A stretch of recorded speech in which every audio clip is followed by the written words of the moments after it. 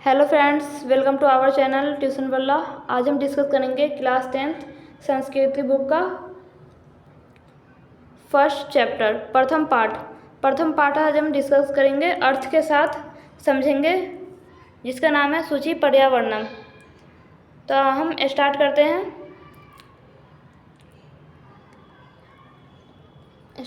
हैं। दुर्वहमत्र जीवितम जातम प्रकृतिरेव शरणम सूची पर्यावरणम। इसका अर्थ है यहाँ जीवन दुभर हो गया है, प्रकृति ही हमारा सहारा है। अब हम इसकी दूसरी लाइन डिस्कस करेंगे।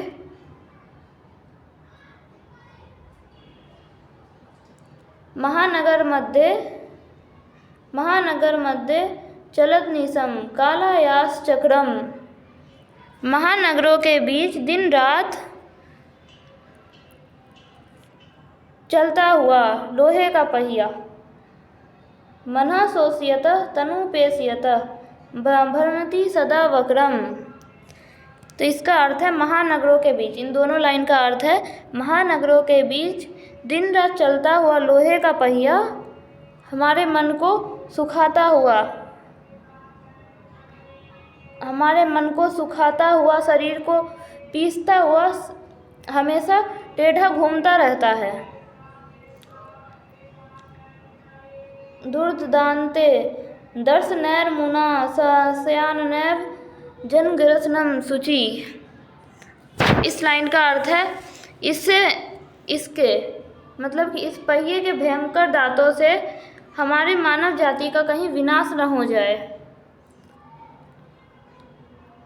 तो अब हम दूसरा पैराग्राफ समझेंगे मीनिंग के साथ। अब हम दूसरा पैराग्राफ समझेंगे।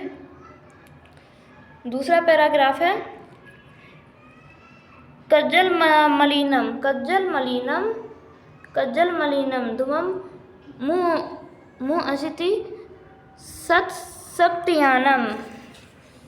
तो इसका अर्थ है सैकड़ों मोटर गाड़ियाँ काजल जैसा धुआं छोड़ती है। मतलब कि सैकड़ों मोटर गाड़ियाँ जो चलती है वो काजल के इतना काला धुआं छोड़ती है। अब इसकी सेकंड लाइन है वाष्पयान माला संधावती वितरंती धवानम। इसका अर्थ है कोलाहल करती हुई रेलगाड़ी की कतार दौड़ रही है। अब हम इसकी थर्ड लाइन पढ़ेंगे। याना नाम पडगत्यो हानतः कठिनम संसारणम शुचि। वाहनों की पंक्तियों में, मतलब कि वाहनों की लाइनों में यहाँ चलना भी कठिन हो गया है। तब हमने दूसरा पैराग्राफ मीनिंग के साथ समझ लिया। अब हम थर्ड पैराग्राफ की ओर बढ़ते हैं।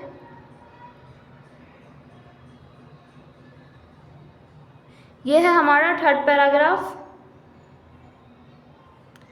पैराग्राफ है हमारा वायुमंडलम भृशम दूषितम न ही निर्मल जलम।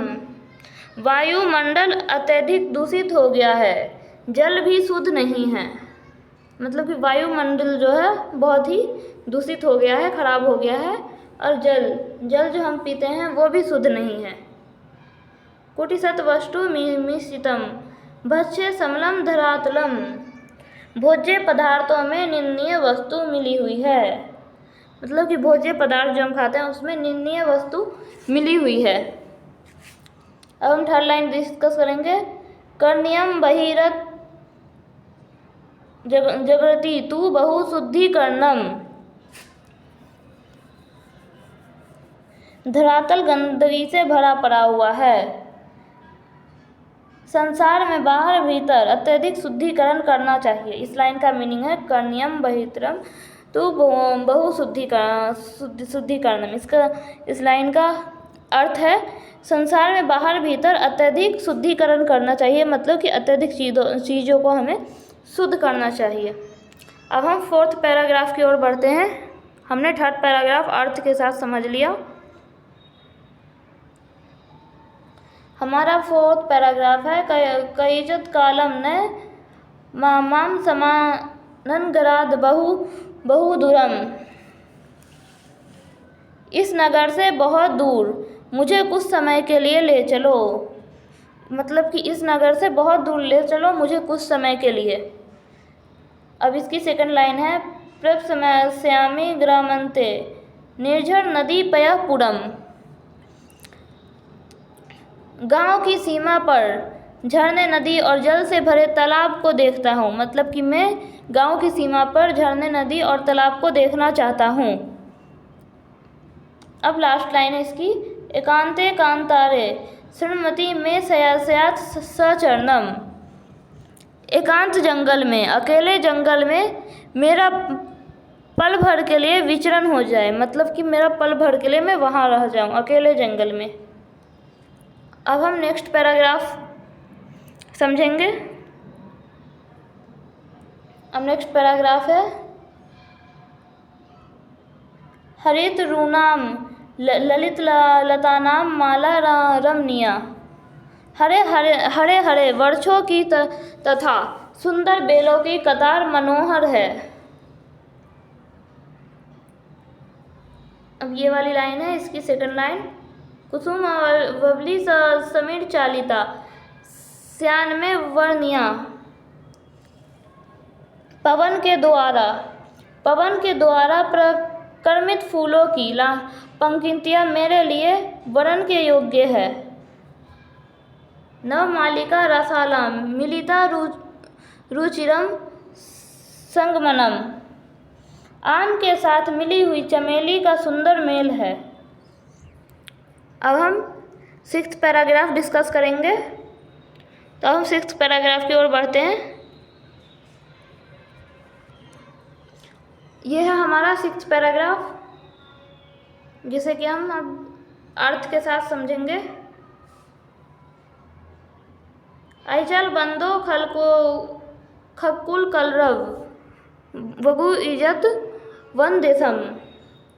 अरे मित्र, अरे दोस्तों, पक्षियों के समूह की सुंदर ध्वनि के गुंजयमान वन प्रदेश को चलो, जिसे नगर के कोलाहल से त्रस्त लोगों के लिए शुभ समाचार धारण किया हुआ है।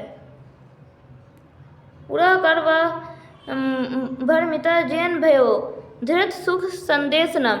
इन दोनों लाइन का अर्थ है अरे मित्र, अरे दोस्तों, पक्षियों के झुंड में सुंदर ध्वनि सुनने के लिए चलो,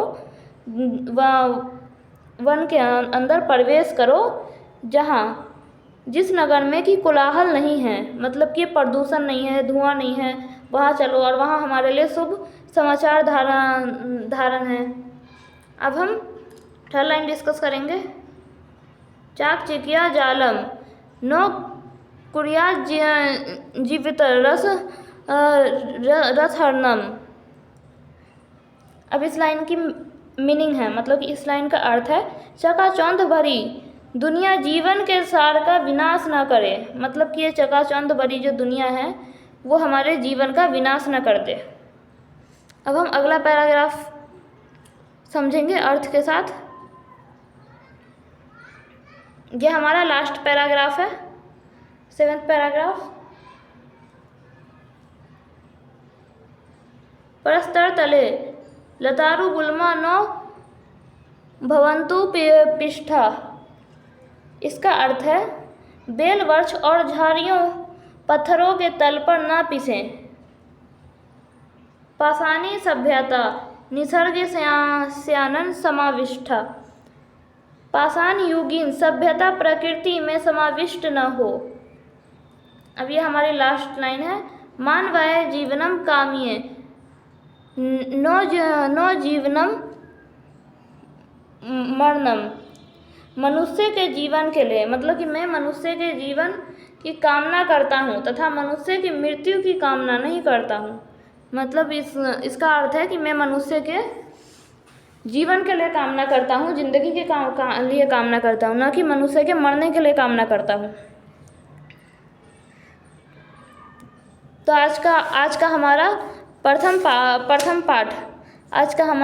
पाठ जो था सूची पर्यावरणम जिसका अर्थ है शुद्ध पर्यावरण। ये हमारा आज समाप्त हो गया।